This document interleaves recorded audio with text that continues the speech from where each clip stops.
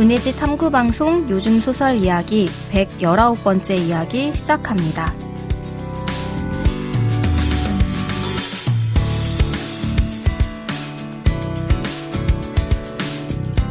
안녕하세요. 저는 KBS 라디오에서 라디오 프로그램 제작하고 있는 이주영입니다. 네, 안녕하세요. 저는 해방촌에서 문학서점 고요서사 운영하고 있는 차경입니다. 네, 오늘은 저희가 지난 시간에 소개했던 에픽 10호에서 김현수 작가의 신작 단편소설 너무나 많은 여름이라는 작품 이야기 한번 해보겠습니다.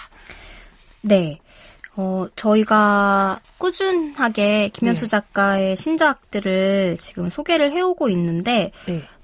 백석이 이야기부터 시작을 이제 단편으로 실렸을 때 네. 원래는 장편이지만 네. 그 중에 파트들을 소개했던 것도 기억에 남고 뭔가 그 다음에 발표되는 단편들이 저한테는 굉장히 좋은 의미의 교훈적인 메시지를 굉장히 용기 있게 드러내는 이 소설이라는 생각들을 많이 했던 것 같아요. 읽어오면서. 네. 그 중에 이제 소개했던 것들도 이제 소설집에 또 실려 있기도 하죠. 이토록 평범한 미래에 실려 있으니까 궁금하신 분들은 이전에 최근의 작품들을 같이 읽어보실 수도 있는데, 오늘 소개해드리는 작품 너무나 많은 여름이도 저한테는 이 작가가 진심으로 이야기하고 싶은 게 있구나라는 생각으로 썼다라는 생각이 들었어요. 네. 이 소설 속 인물은 소설가인 인물이죠. 나는 이 소설 안에서는 되게 내적 방황을 많이 하는 걸로 그려지긴 하지만 그 내적 방황 끝에는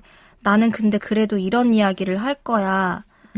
나는 계속 애쓸 거야. 나는 계속 쓸 거고 왜냐하면 우리의 삶은 이러이러하기 때문에 가 닿은 어떻게 보면은 우리의 삶에 대해 단언하는 거는 어렵잖아요. 네. 왜냐하면 사람의 생각이라는 거는 쉽게 바뀌는 거니까. 그리고 꼭 80 먹은 노인이 모든 인생에 대해 아는 거라고 생각하진 않지만 내가 나이를 먹어감에도 불구하고 내가 아직도 모르는 것이 많다라는 생각을 할 때가 많은데 김현수 작가의 소설은 언제부턴가 근데 내가 여기까지 깨친 것을 소설로서 이야기하고 싶다라는 생각이 되게 많이 저는 절절히 느껴져서 이번에도 용기 있다라는 생각을 개인적으로 하게 됐고요.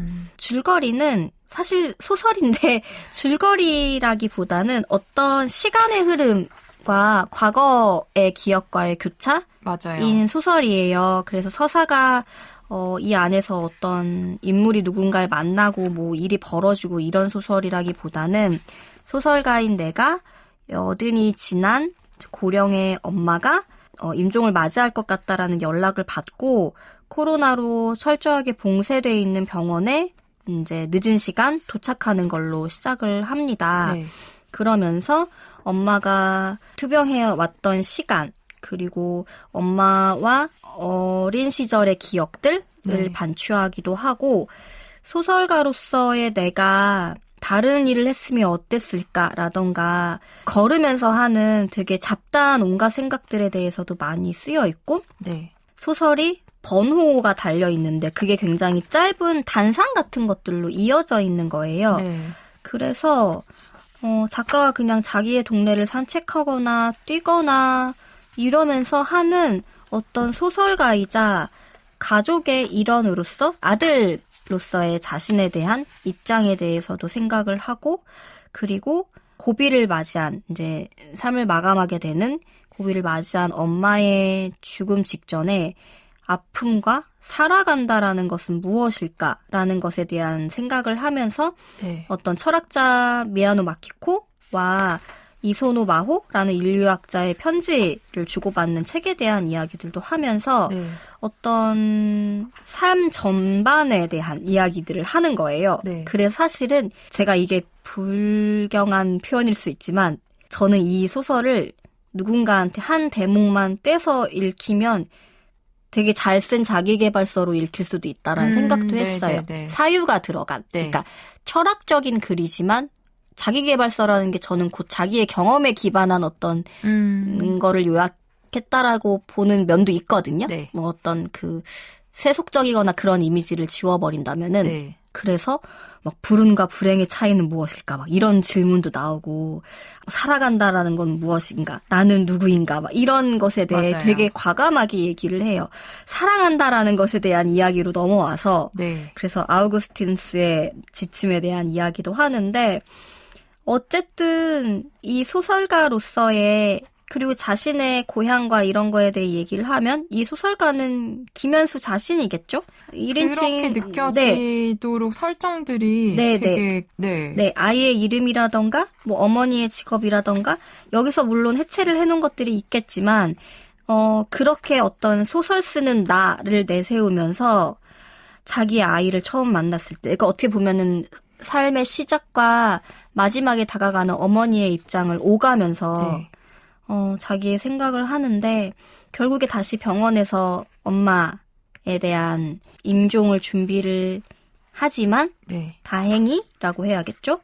그 시기를 임종의 밤을 잘 지나 보내게 되고 네. 아마 이 소설은 그 병원에서 나를 저지하는 사람들을 뚫고 엄마와 임종의 밤을 보내기까지의 그 몇 시간 동안 하게 된 생각들을 저는 이렇게 쓰였다라는 생각을 했거든요. 네.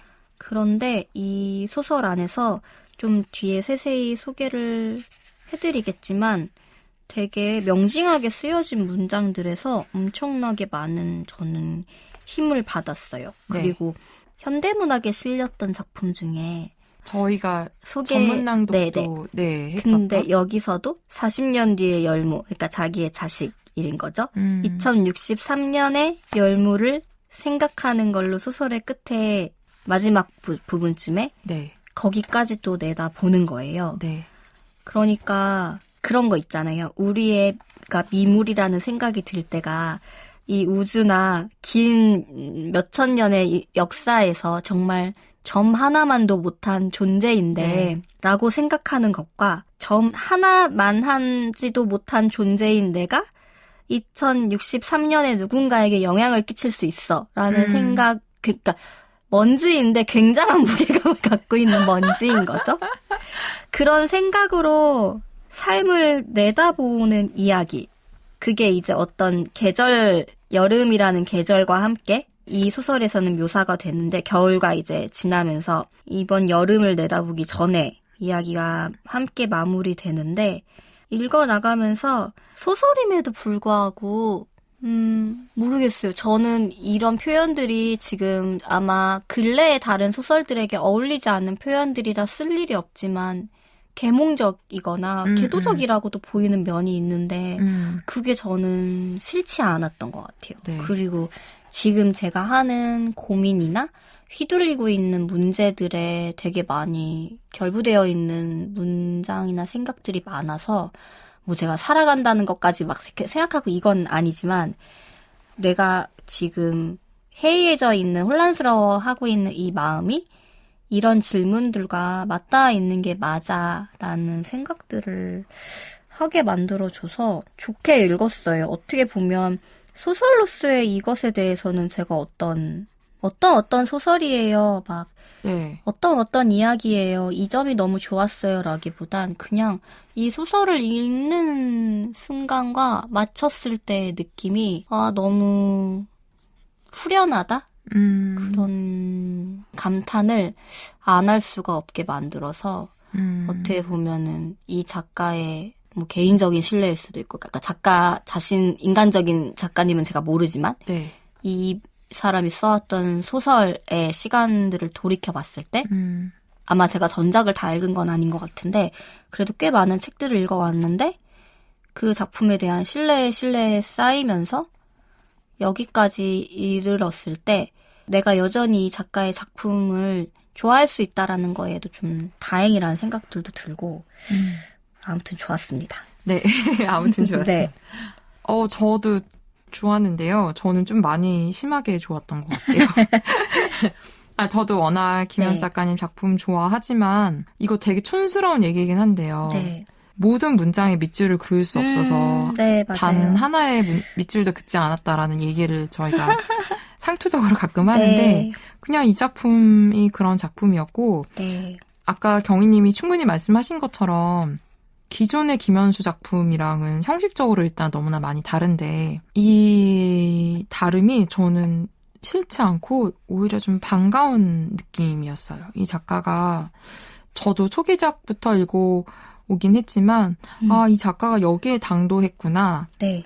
다음은 뭘까라는 생각이 네. 들고 여기에 당도해서 이런 식의 이야기를 우리에게 펼쳐놓았구나 라는 게 그냥 마냥 반가운 느낌이 들었는데 왜 그렇게 반가운지는 잘 설명하기가 좀 어렵긴 한 것 같아요. 근데 요즘에 저는 그 소설 읽을 때 네.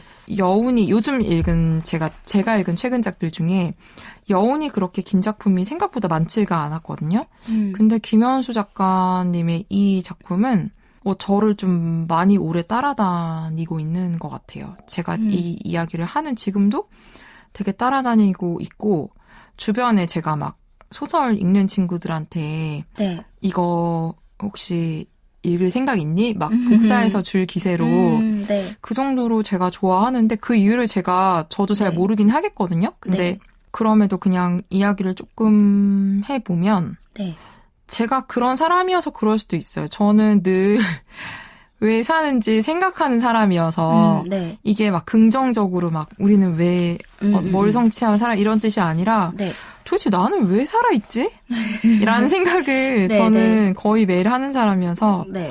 하여튼 사는 일에 대해서 생각할 필요 없는데 생각하고 사는 사람들에게 되게 매혹적인 소설일 수 있겠다라는 생각이 저는 좀 들었어요. 그러니까 제가 하고 있는 정말 사유, 불운과 불행, 정말 사랑이라는 것, 그다음 산다는 것, 죽음에 이르는 순간이라든지 그런 것들이 되게 적나라하게 그러니까 제 생각에 이건 되게 용기 있는 네.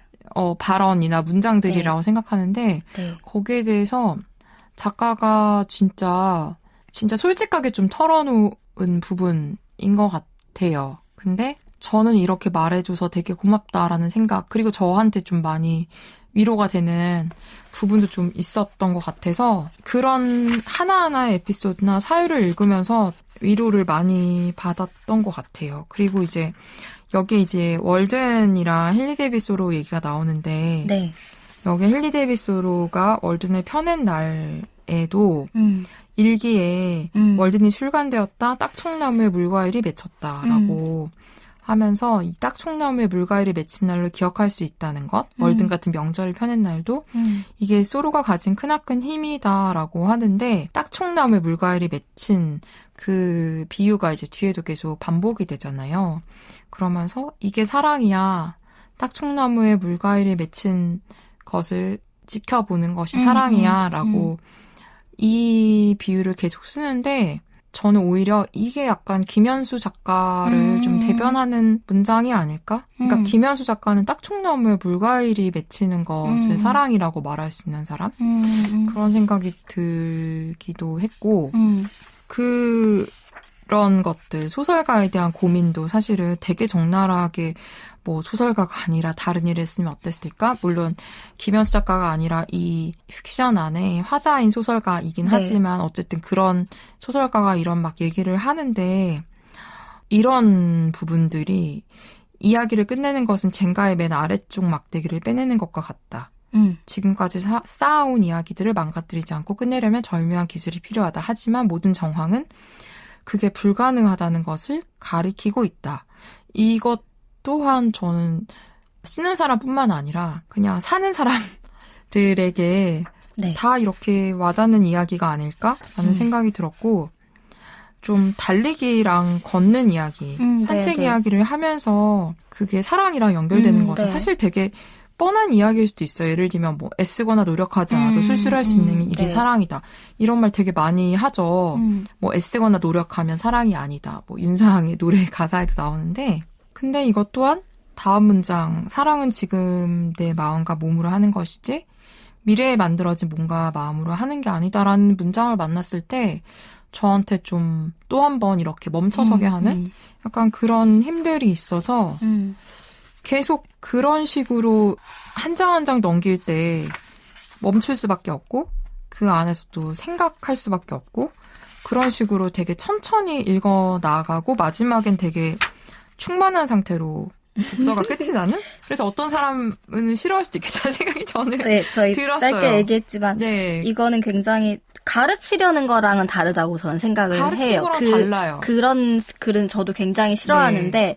나는 이거 알아, 너네는 모르지? 라는 수는 아니에요, 절대. 글들이 많잖아요. 네, 이걸 네. 잘못 쓰면 그렇게 되는데 그러니까요. 전혀 그렇지 않고 저는 네. 그렇게 읽었고 그리고 사실 제가 아는 김현수 작가라면은 그러니까 제가 아는 김현수 작가라는 건 인터뷰나 네. 행사 북토크에서 하는 말씀을 바탕으로 생각하는 거거든요. 네네네. 뭐 사적인 그런 게 아니라 아마 그동안의 김현수 작가라면은 여기서 뭐 특히나 후반에 있는 꼭지들 네. 번호가 달린? 저는 이게 김현수 작가가 소설가로서 남긴 메모들에 대한 총합이라는 생각도 들었어요. 네. 되게 잘 쓴 메모인 거죠. 네. 왜냐면은 한 꼭지를 김현수라면은 충분히 하나의 단편으로도 만들어갈 수 있는 것 같다라는 맞아요. 생각을 했어요. 네.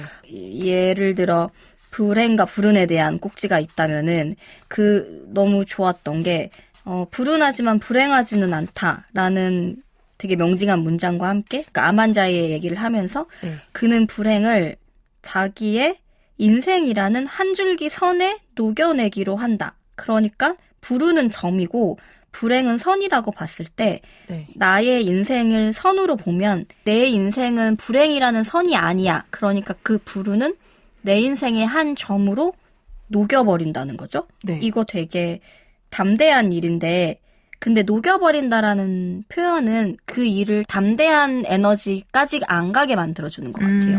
그래서 굉장히 물론 힘든 일이지만 내 인생 중에 하나의 점으로 흡수해서 네. 그 불운이 내 인생의 선이 되지 않도록 만드는 거. 어떻게 보면 유연하다라는 말을 이렇게 세련되게 얘기한 거겠죠. 근데 어쩌면 김현수 작가는 이 하나의 단상으로도 소설을 쓸 수 있는 사람이란 말이에요. 네. 충분히 쓸 수 있는데 그리고 여기에 되게 소설이 잘 써지는 게 이상하다라는 이렇게 네. 말도 하잖아요. 쓰고 싶은 게 너무 많은 작가가 되게 많은 걸 토해놨다라는 생각을 한 것 같아요. 하지만 그게 되게 조심스럽고 생각이 어느 정도 물론 혼란스러움도 있지만 하지만 이건 분명히 이건 내가 나아가는 지점은 그 끝으로 나는 가고 있어라는 믿음이 있는 거라는 생각을 했던 것 같아요. 네. 사실 여기서 아우구스티누스의 뭐 사랑하라 그리고 그대가 좋아하는 것을 하라라는 뭐 제대로 사랑하는 법 이거에 대해서도 김현수 작가는 충분히 한 편의 소설을 쓸 수 있을 거라고 생각을 하는데 네. 너무 좋은 문장도 많았죠. 이 파트도. 네. 사랑이란 지금 여기에서 새롭게 시작하겠다는 결심이다. 그게 우리가 진정으로 좋아하는 일이다. 사랑하기로 결심하면 그러니까 저는 결심이란 단어가 되게 맞다라고 이건 되게 근데 종교적인 믿음이랑도 연결되는 거라는 생각도 들었어요. 저는 네. 종교가 없지만 네. 사랑하기로 결심하면 그 다음의 일들은 저절로 일어난다. 네, 그리고 뭐 좋아하는 걸 더 좋아하길, 기뻐하는 걸 더 기뻐하고 결심하고 또 결심하길. 이거는 자의지라는 생각이 들었거든요. 네. 근데 저는 정말 너무 저한테 필요했던 문장은 22번에 있었는데 네. 이 잘못된 선택은 없다? 잘못 일어나는 일도 없다가 저도요. 네, 저희가 저번 회차에 소개해드린 김경욱 작가 소설이랑 저는 이게 연결된다고 생각을 했었어요. 그 피로라는 네. 작중 인물은 자신의 선택에 대해 저는 돌아본다라고 생각을 했잖아요. 네, 기로에 대해.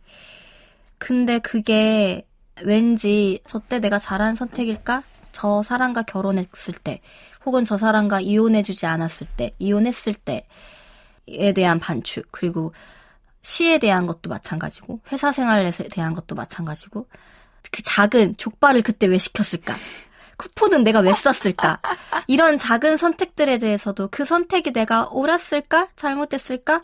근데 제가 거의 30대 초반부터 사로잡힌, 이건 스스로에게 내린 예언 같은 네. 건데, 나 지금 되게 잘못된 선택을 인생에서 중요한 걸 한 것 같아라는 느낌을 가진 적이 한 번 세게 있거든요. 그 후에 모든 그 비슷한 상황에서의 선택이 그 패턴을 벗어나지 못하고 있어서 사람이 한 번 잘못된 선택을 하면 그걸 답습하는구나. 여기서 빠져나가는 게 되게 힘들구나라는 생각을 거의 지금 7, 8년 하는 거죠. 근데 저는 근데 그걸 제가 스스로 믿고 있었어요. 그래서 조금 비슷한 고민을 하고 있는 사람이 보이면 잘못된 선택을 하지 않기를 바라는 마음으로 그 사람을 대했던 것 같아요. 그러니까 제가 믿은 거는 인생에 잘못된 선택이라는 건 있어. 그리고 많은 사람들이 잘못된 선택을 하면 그걸 돌이킬 수 없다라는 거를 되게 신중하게 알아야라는 믿음이 있었거든요. 네. 제가 만든 어떤 선입견이죠. 네. 그리고 최근에 김영하 작가가 어떤 방송에서 그런 얘기 했다고 하잖아요. 시련은 사람을 단련시키는 게 아니라 녹슬게 만든다? 라는 얘기를 했대요. 네. 근데 그게 약간 반대의 의견을 표명하는 소셜미디어 의견들도 보긴 봤는데 네. 저는 좀 일견 공감했던 게 왜 사람이 다양한 일을 겪어야 더 굳세어진다. 비유, 흔한 비유로 뭐. 근데 저도 좀 힘든 일들을 겪으면 그거 다 개소리라는 생각을 해요. 왜냐면 맞아요. 그거는 시련을 겪어내고 이겨낸 사람들이 훌륭한 사람은 맞는데 저는 온실 속의 화초처럼 사는 게 제일 좋은 인생이라고 생각을 합니다. 라는 선입견을 갖고 살아오고 있거든요. 근데 왜냐면 사람이 상하니까요, 일단. 네, 시련은 상해요. 사람을 녹슬게 하는 네. 게 맞아요. 네. 라는 생각을 여전히 하는데 22번에서 이 잘못된 선택은 없다. 잘못 일어나는 일도 없다. 그리고 뒤에서 그 문장에 더 부연을 해서 그러므로 사랑하라. 그러므로의 커트가 있죠. 네. 그러므로 사랑하라. 그리고 그대가 좋아하는 것을 하라. 이게 뭐 연애적인 것으로 아주 좁혀서 생각하는 것도 아니고 네. 특히나 인간에 대한 요즘에 손절이라는 말이라던가 막 그런 얘기 너무 많잖아요. 사람을 선택한다라는 거. 네. 그 선택을 내가 조절할 수 있다라는 것에 대한 것까지는 뭐 저는 현명한 사람들은 할 수 있다고 생각하지만 대다수의 사람들이 사람의 어떤 면만 보고 그걸 결정하는 거는 섣부르다는 생각도 그 위험한 저의 경험으로 네. 네. 굉장히 그럼으로써 아까운 사람을 놓친 적도 있고 후회로 남았지만 돌이키기엔 내가 에너지가 없는 경우도 있고 네. 근데 이 잘못된 선택은 없다, 잘못 일어나는 일도 없다라는 게 제가 이걸 정확히 받아들인 건지는 모르겠지만 저의 그 7, 8년 동안 쌓아온 이상한 고립감과 선입견을 많이 깨준 문장이어서 왜냐하면 이게 여기서 그냥 이렇게 잠언적으로 하는 이야기가 아니에요. 이거는 설득이 됐던 게 인생은 다 살아봐야 하는 거야. 약간 이런 느낌 같았어요. 그 40년 후에 나를 40년 후에 열무가 40년 동안 무수한 선택을 할 거고 그 선택으로 인해 망가질 수도 있잖아요. 네. 근데 그거는 그 40년이라는 생을 촘촘하게 거슬러 올라가 봐야 아는 일이고 나는 그 선택을 잘못된 선택으로 치부하지 않을 수 있다라기보다는 치부하지 않을 거야라는 결심. 그래서 결심이라는 단어도 되게 중요하게 와닿았어요. 그리고 여기서 얘기하는 제목이 너무나 많은 여름이라는 거는 사실은 이 앞에 이야기에는 너무나 많은 여름, 우리 여름이 기대됩니다. 이런 이야기를 주고받은 그 두 사람은 나는 이미 세상을 떠난 여름인데 상대방에겐 기대가 된다라는 말이 굉장히 무례하지 않고 내가 세상을 떠나도 이 세상은 흘러갑니다. 그러니 나는 이 여름이 기대됩니다라는 게 내 인생의 선은 어느 시점에서 끝나지만 사실 그 선은 뭐 꼭 내가 남기는 내 아이나 진짜 그 생물학적인 후대 말고 그 선은 이어진다라는 것 같아요. 인류가 있는 한, 뭐 이 세계의 후대의 모습이 어떨지는 그것조차 우리가 지금 선택할 수 있는 것이다. 라는 것도 아마 더 얘기할 수도 있을 거고. 그래서 저는 22번에 왔을 때 힘을 많이 얻었고, 그 후에 이제 엄마의 이야기가 더 이어지긴 하잖아요. 네. 근데 여기서 그냥 팡 하고 너무 감동을 받았습니다. 정말 아니 무슨 우리 간증의 시간이네요. 네, 근데 저는 진짜 약간 종교인들이 들으면 죄송한데요. 그런 비슷한 느낌을 받았어요. 근데 그거는 제가 그만큼 이 소설을 읽을 때 읽는 것도 타이밍이잖아요. 네. 지금 저에게 필요한 소설이라서 더 그렇게 읽지 않았을까 생각해요. 만약에 지금 너무 온전히 자기의 삶을 잘 꾸려가고 있는 분께는 이 소설이 다가가는 지점이 다를 수도 있다라고 저는 생각합니다. 근데 저는 아무리 온전히 삶을 꾸려가는 사람이라고 해도 흔들릴 거라고 생각하기 때문에 네. 모두에게 유효한 텍스트란 생각을 네. 하면서도 저는 아까 경희님이 말씀하신 것 중에 저도 진짜 와닿은 게 그래 이 사람은 결심하는 일에 대한 것도 그 한 문장도 한 편의 소설로 만들 수 있는 사람인데 왜 하지 않았을까라고 이야기하신 거잖아요. 근데 네. 이거는 저의 그냥 소설인데 하고 싶지 않았나 보다 생각이 든 거예요. 네네네. 이것을 굳이 이야기로 네, 어떤 가상의 이야기, 가상의 인물, 맞아요. 가상의 캐릭터, 가상의 서사로 만들고 싶지 않다라는 그 네. 의지가 반영된 것 같다는 강한 의지가 네. 그냥 저의 이제 소설이지만 그런 생각이 좀 맞아요. 들었고 다른 방식, 다른 시도, 그리고 이 이야기에는 이게 맞아라는 네, 생각도 네, 네. 들었을 수도 있을 것 같아요. 네. 그리고 잘못된 선택은 없다. 다음에 이제 붙어있는 이 잘못 일어나는 일도 없다라는 게 저한테는 좀 그냥 받아들이는 것에 대한 이야기란 저는 생각을 읽었는데요. 맞아요. 이유가 받아들여. 있어서 일어나는 일이었을 거야라는 것도 있을 수 있고. 네, 그럴 수도 있고 잘못 일어나는 일도 없다라고 제가 생각한다면 어떤 것에도 되게 순순할 수 있겠다는 생각이 좀 저한테는 좀 든 것 같아요. 그리고 이제 마지막에 그 겨울인데 이제 그 배경이 네. 그 눈이 많이 내려서 이제 그 독일 가문비 나무와 눈이 하나가 되어가고 있잖아요. 네. 그냥 그 나무처럼 나도 눈을 맞기로 했다.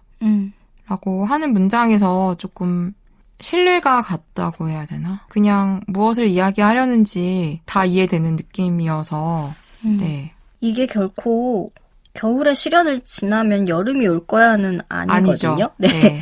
이 장면으로만 보면 그렇게 느껴질 수 있지만 조금 시니컬하게 이걸 받아들이면 누구에게나 여름은 오지 않아 뭐 이렇게 얘기할 수도 있는데 근데 그게 나의 여름만을 얘기하는 건 아니란 말이에요. 네. 이 소설은 네. 우리의 여름을 얘기하는 거지. 그 안에 내가 없을 수 있다라는 것도 당연히 앞에서 전제를 하고 있는 거고. 그래서 사실 힘을 많이 얻은 소설도 맞고 그런 내 인생뿐만이 아니라 다른 인생에 처해 있는 사람들까지도 좀 결국에는 힘을 주고 싶은 마음으로 네, 쓰여졌다는 생각이 네, 저는 네. 들어요. 그래서 한 캐릭터나 네. 한 서사 안에 집어넣지 않았을까? 그런 생각도 드네요. 네. 기후 비상사태나 전쟁도 계속되는 가운데에도 여름에 다시 만나기로 약속하는 것에 대한 결심에 네. 대한 이야기? 네. 근데 그게 전혀 쉬운 결심은 절대 아니죠. 네. 이 신뢰할 수 있는 작품을 인생의 어느 지점에서 만날 수 있다라는 거는 저의 잘못됐을 거라고 제가 믿었던 선택을 조금은 덜 잘못된 걸로 네. 볼 수 있게 만들어주기 때문에 그리고 나의 점과 선에 대해 사실 알고 있었을 수도 있는데 네. 다시 헷갈려 했던 부분들을 다시 바로잡게 해주는 그런 내가 안다고 생각하는 것도 다른 타인의 이야기를 읽으면 내가 조금 잘못 알고 있었구나를 깨달을 때가 있거든요. 혹은 알고 있었다고 생각했는데 잊어버리고 있었구나를 알게 해줄 때도 있어요. 그래서 저는 그런 면에서는 확실히 소설을 읽는 일이 저에게 필요한 일이다라는 생각을 되게 강하게 갖고 있는 것 같아요. 이거 좀 너무 많이 간 얘기지만 소설의 무용함이나 이런 거에 대한 얘기할 때 나는 되게 이것만큼 유용한 장르가 없는 것 같은데 이상하다라는 생각을 할 때도 있고. 맞아요. 소설 정말 유용합니다. 네, 그럴 때가 있어요. 그냥 많은 분들이 읽어보셨으면 좋겠어요 라는 말 정말 상투적인데 진심을 담아서 말씀을 드리겠습니다. 맞습니다. 네, 이렇게 에픽 10호에 실린 김현수 단편소설 너무나 많은 여름이에 대해 이야기 나눴습니다. 문예지 탐구방송 요즘 소설 이야기. 다음 시간에는 에픽 10호에 실린 임선우 작가의 신작 단편에 대해 이야기 나눠보겠습니다. 김현수 소설 너무나 많은 여름이의 일부를 경희님의 낭독으로 들으시면서 저희는 다음 시간에 인사드리겠습니다. 들어주셔서 고맙습니다.